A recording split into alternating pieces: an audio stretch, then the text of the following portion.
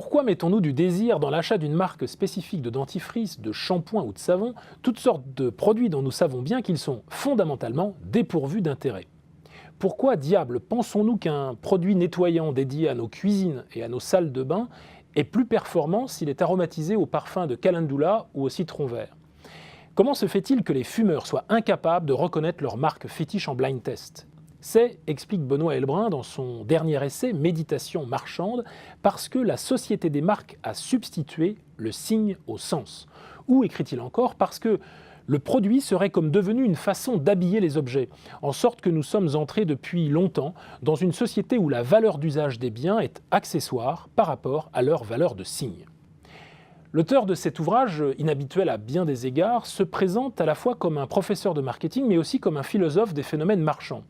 Il s'agit ici non de vulgariser la très dominante pensée américaine du marketing à partir de quelques poncifs récupérés ici ou là, mais au contraire d'apporter un regard neuf, ironique et affable, critique et clinique sur la stratégie des marques et leurs répercussions sur nos comportements de consommation.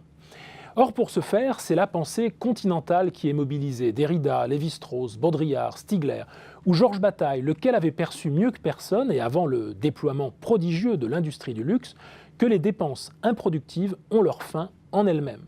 Ou encore Kant, lorsqu'il remarque que le principal tour de passe-passe de ces messages est de persuader chaque consommateur qu'il est un esthète et un expert, tout en le bombardant de produits au goût standardisé.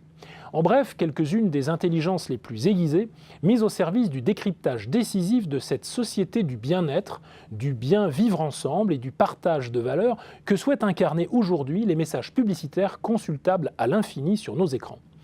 Benoît Heilbrun met en évidence combien les questions de consommation sont finalement des questions de société, avec un volet éducatif lorsqu'il nous convie à méditer les résultats de cette étude selon laquelle certains mercredis, les enfants de 6 à 12 ans peuvent avaler jusqu'à 192 spots dans leur journée télévisée, et qu'un individu est en moyenne exposé chaque jour à près de 2000 logos.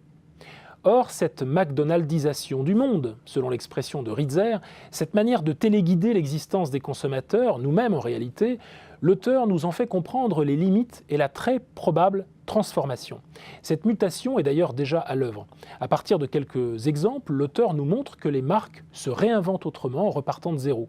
C'est le cas d'Hermé qui sublime le gâteau dans une approche muséographique actualisée sur chaque point de vente, ou d'Hermès, dont l'auteur note à quel point la communication tourne le dos à toutes les recettes du passé qu'il nomme surdifférenciation ou sursémantisation.